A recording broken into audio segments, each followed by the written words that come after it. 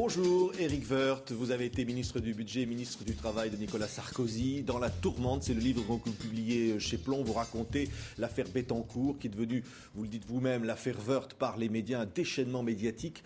Aujourd'hui, comment vous sentez-vous ? Plutôt bien. Vous savez, je suis député, je suis membre de la Commission des Affaires étrangères, je suis maire de ma ville de Chantilly et président de ma communauté de communes. Donc j'ai repris la vie, au fond presque normale, entre guillemets, d'un élu local et d'un député. C'est aussi ce que j'aime faire, après un passage extrêmement dense dans les ministères. C'est injuste ce qui vous est arrivé. Vous n'êtes plus aujourd'hui membre du gouvernement, vous étiez presque... C'est pas à moi de le qualifier. Au fond, d'abord, il y a des procédures judiciaires, donc c'est à elle de qualifier les choses. Et puis, il ne faut pas le vivre comme une injustice, parce que quand vous vivez les choses comme une injustice, vous aigrissez. Ça devient absolument inviable, au fond. Donc, il faut regarder devant. Il faut prendre les choses comme une mauvaise période, un mauvais passage, quelque chose d'absolument surnaturel qui peut vous arriver à un moment donné. Mais 6 ministres écartés du gouvernement en un an par Nicolas Sarkozy, finalement. C'est quoi ? Il y a une injustice qui frappe les membres du gouvernement ? Pour des raisons extrêmement différentes, les unes des autres. Moi, je ne peux parler que de mon cas. Il était normal que je sorte du gouvernement. J'en ai jamais voulu au président de la République, de loin pas. Enfin, je pense avoir été un ministre qui a réussi à la fois au budget et à la fois dans la réforme des retraites et au travail.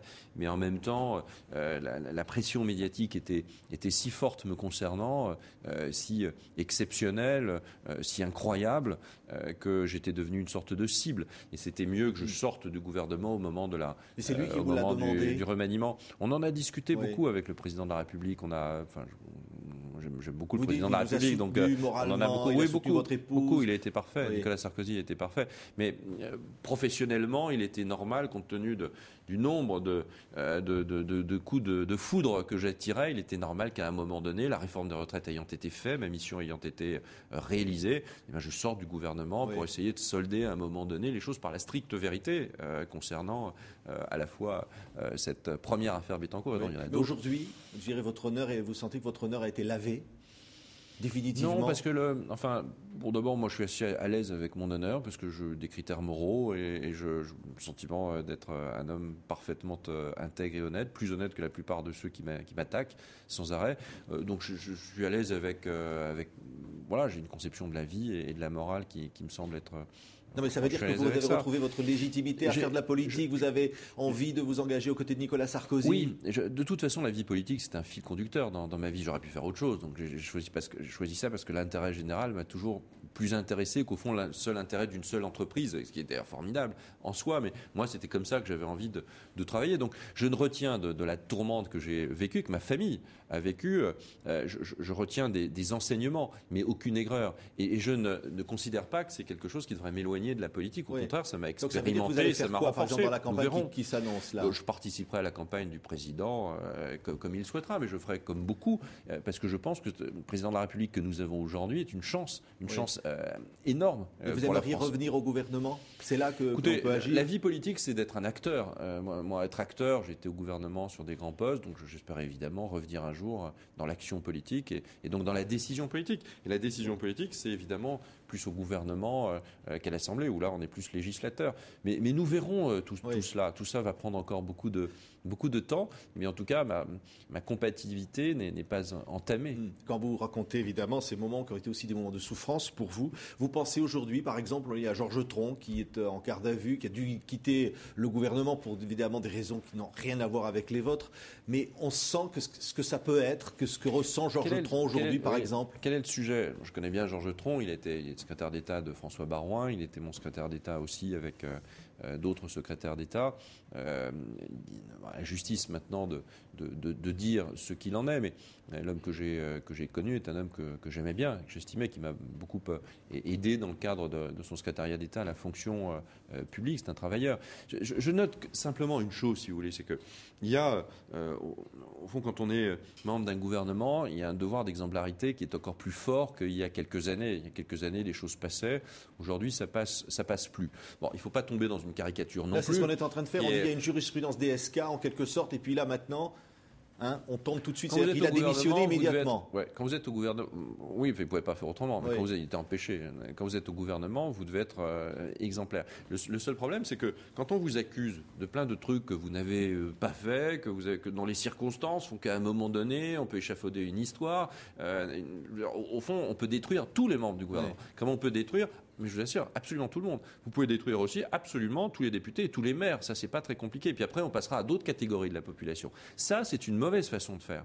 C'est une manière immorale, amorale de faire. La démocratie française, c'est une démocratie plutôt exemplaire par rapport aux autres démocraties. Les hommes et les femmes qui les servent sont des gens qui sont élus et qui font bien leur travail. D'une façon générale, il y a quelques boutons noirs, comme partout. Cela, c'est à la justice, etc.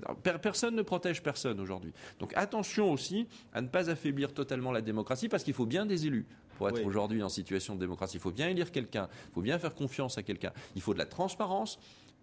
La transparence n'est pas regardée par le petit côté de la lorgnette, par, vous savez, le trou de serrure. Ça, c'est pas de la transparence. Ça, c'est de la curiosité malsaine.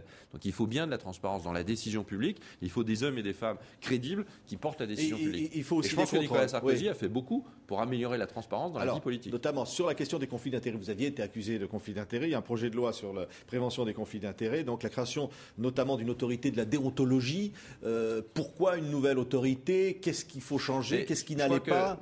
Par terme de conflit d'intérêts, on peut entendre plein de trucs. Il y a plein de gens de toute nature, si vous voulez, pouvez être magistrat, préfet, chef d'entreprise, médecin et être en conflit d'intérêts.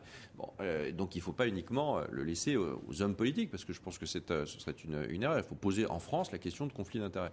Et puis après, quand on l'a posé, il faut des solutions. Il faut bien pouvoir s'adresser à quelqu'un. Si vous n'avez personne à qui vous adresser, vous le gérez tout seul, vous le gérez avec des gens autour. Vous n'avez pas le sentiment d'être en conflit d'intérêts. Et d'ailleurs, vos actions ne sont pas dictées par un conflit d'intérêts. Ouais. Et en même temps, la lecture qu'on peut faire de ces actions, elle peut être celle d'un conflit d'intérêts. Donc il faut une protection contre cela. Moi, je rappelle juste, dans mon cas personnel, on m'a dit qu'il y avait un conflit d'intérêts entre ma fonction de trésorier de l'UMP et ma fonction de ministre du budget. Bon, très bien, on peut en discuter.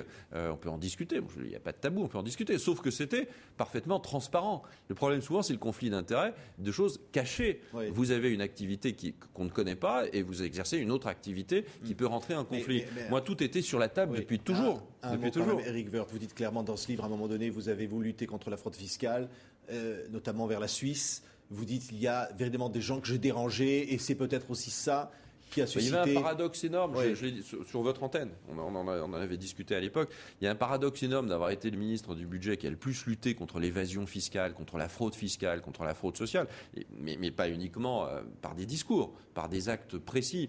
Et donc, ça fait beaucoup d'adversaires, il faut bien l'admettre dans ce domaine-là. Et puis de l'autre, d'être taxé comme une sorte de protecteur des riches, ouvrez des guillemets. Enfin, je veux dire, il y avait une sorte de schizophrénie là. Il suffisait juste de regarder mes actes. Et je rappelle que mon action sur l'évasion fiscale a rapporté à la France 1,2 milliard d'euros dans le budget de l'État. Je suis probablement le ministre du budget qui a rapporté le plus d'argent au pays que tout autre ministre du budget. Merci Éric Woerth. Entretien avec Renaud Revel, donc confrère journaliste publié chez Plomb, dans La Tourmente. Vous racontez aussi votre parcours, c'est étonnant d'ailleurs. Vous racontez, là, on venait d'un milieu modeste avec un père qui n'avait qu'une voiture et puis finalement vous avez connu les traversées du désert. Vous avez. Je veux pas faire pleurer. Je suis pas du tout dans le plaintisme. Je cherche pas à me victimiser. Oui. Je cherche pas à agresser quiconque. Vous taclez des journalistes comme Laurence Ferrari qui vous a séné à l'antenne, etc. Vous réglez des comptes aussi. Je règle très peu de comptes dans ce livre parce que je suis pas un régleur de comptes au fond. Ça m'intéresse pas. Mais il y a un certain nombre de points qui me sont restés en tête et j'essaie d'expliquer au fond.